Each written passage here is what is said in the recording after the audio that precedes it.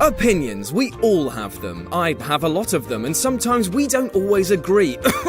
Skullomania sucks. But I take it all in my stride when you guys don't see eye to eye with me because I'm a big boy and my feelings getting hurt isn't the end of the world. What is nice, however, is when we can all agree on something, like classic video games, as there are a selection of almost untouchable titles revered by gaming circles young and old. But sometimes a classic is outdone by its own offspring, like the old man having to give way to some upcoming young buck who's taller, better looking and more sexually virulent. In your face, dad. And while this list is sure to annoy the purists across several different franchises, I'm Jules for WhatCulture.com and here are 10 video game sequels better than their classic originals. But here's a few bits of admin before we continue. I'm going to steer away from games which made the jump from 2D to 3D or from one perspective to another, only because it's not really comparable to put two games side by side if they don't even comply by the same mechanics. With that said, let's crack on. Number 10. Super Metroid. When Metroid dropped on the NES back in the neon-soaked glory days of the late 80s, it wowed gamers with its fresh approach to exploration and adventure, as it plopped you into the space shoes of bounty hunter Samus Aran. Much like my one-man airhorn band, this was a tough act to follow, but Super Metroid knocked it out of the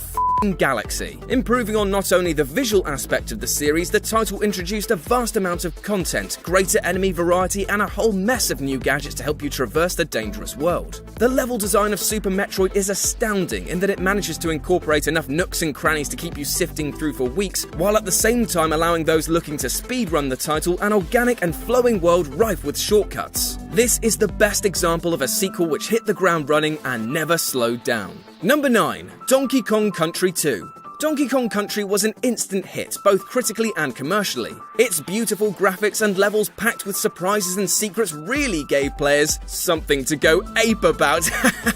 Oh, come on, loosen up. However, by the time the inevitable sequel rolled around, the sheen had begun to wear off. Furthermore, the PlayStation was starting to make waves and games were entering a new fully 3D era. But there was nothing primitive about this apparently passé primate platformer. Whereas Donkey Kong Country had perhaps lacked a little in variation, Diddy's Conquest provided it in oodles. As the levels approached a whole new degree of hyper-designed perfection, every square inch of the map was precisely plotted with nary a misplaced item, enemy or object. It's really top banana. Sorry, I'll stop. Number 8. Tony Hawk's Pro Skater 3. When Tony Hawk's Pro Skater meloned its way onto the PS1, it opened many gamers' eyes to the alternative counterculture of skateboarding. Its mixture of arcade score chasing and a soundtrack that was certified PH fat was addictive and thoroughly enjoyable. But how do you perfect on that? Well, Tony Hawk's Pro Skater 2 gave us tighter controls, iconic levels, and introduced us to the manual, meaning that tricks could now be chained together into huge combos. And so how do you improve on that? Well, firstly, not this! And secondly, by adding the revert. Tuhapusa 3 added in this little trick which boosted scores into the stratosphere. Now players could chain near endless grinds, airs and manuals all together into a line that would make Scarface's nose twitch. The music was insane, the levels inspired, and the fact that you could play as Darth Maul was also pretty damn rad. Number 7. Mass Effect 2. Mass Effect is pure galactic opera, an amazing example of story and character wrapped up in a skin-tight spacesuit. Taking control of Commander Shepard and your crew as they tried to stop the traitorous Saren was a blast. However, it definitely had some room for improvement. The combat was a bit lackluster and those goddamn Mako sections were so frustrating. Mass Effect 2 seemed to be aware of those issues and worked hard not only to plug the air leaks but expand on so much more. From the updated combat which focused more on combining skills to the much more in-depth character storylines that really made you feel connected to your crew, this game was from start to finish an unparalleled joy. And that final mission, only one word. Damn. Number 6. Monkey Island 2: LeChuck's Revenge. Hard as it is to believe, there was once a time when adventure games were king, and undoubtedly the king of kings was the secret of Monkey Island. Ron Gilbert's piratey puzzler re-evaluated how the point-and-click genre should operate. The title was a cerebral, story-driven stunner which rewarded brains before fortune, and it quickly became regarded as one of the finest games of its era. As soon as The Secret of Monkey Island was released, production on its sequel began immediately. Given its quick turnaround, the cynics naturally anticipated that this hasty sequel would be nothing more than a rushed cash-in. But it bloody well wasn't though, was it? The charming wit was ramped up to unequaled levels, the locations expanded, and the puzzles were more juicily devious without being circuitous. It's just an all-round Jolly Roger of a good time, okay? Number 5. Sensible World of Soccer. I don't really get on with football games, simply because I'm terrible at them. I've played nearly every FIFA out there, but I can't ever seem to break the skill ceiling to truly get the most out of them. However, I love Sensible Soccer. The fluidity and frantic pace made it feel like a game of Pong with 22 paddles, and was just so fun that countless matches and friendships could pass in a single sitting. Sensible World of Soccer improved on this even further, by adding in a considerable management mode, which at this pre-internet time was absolutely breathtaking. This meant that not only did you have a game which was never short on action, but also one that was in no way shy of stats. And as every Football Manager fan knows, stats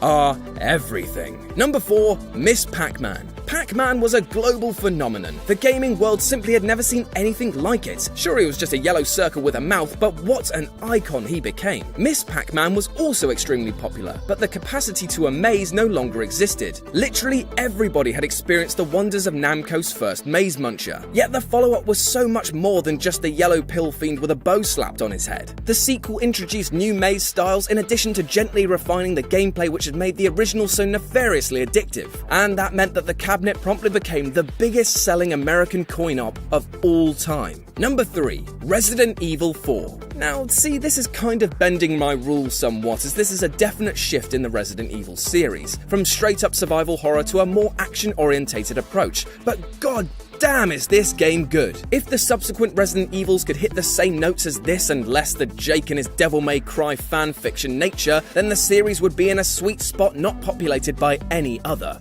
Fingers crossed for 7, eh? The move to an over-the-shoulder shooting style was a huge boon to the game, and it dripped with creative charm. The enemies and their horrific mutations were outstanding, and it carried off its horror B-movie story with a real swagger of confidence. Add to that a ridiculously fun mercenaries mode and a merchant who will go down in history, and you've got yourself a title which, while less about Jill's sandwiches, was still jam-packed full of goodness. Number 2, Sonic 3 and Knuckles. Okay, another rule break, as this is actually 2 games, but it wasn't ever meant to be like this, as both Sonic 3 and Sonic & Knuckles were intended to be one huge game. Costs and deadlines meant that this title was split in 2, and while they're both great, it's only together that they stand as being superior to the original Blue Blur. When combined via the lock-on cartridges, the experience is not only expanded through the amount of levels, but the ability to collect Chaos and Super Emeralds adds a whole new layer of depth to the game. The collection is faster, more imaginative, and just beautiful to look at. And while you might never be able to get the original Green Hill Zone music out of your head,